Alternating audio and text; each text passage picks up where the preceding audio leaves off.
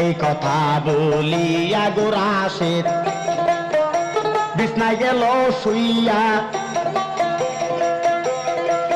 সাহেব বলে মনে চাইলে একটু বাতাস দাও কাছে বসিয়া।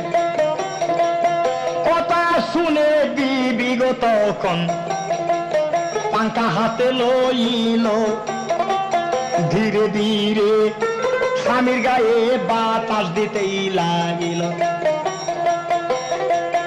অলসতার ভাব হইয়া স্বামী ঘুমাইসা পড়িল।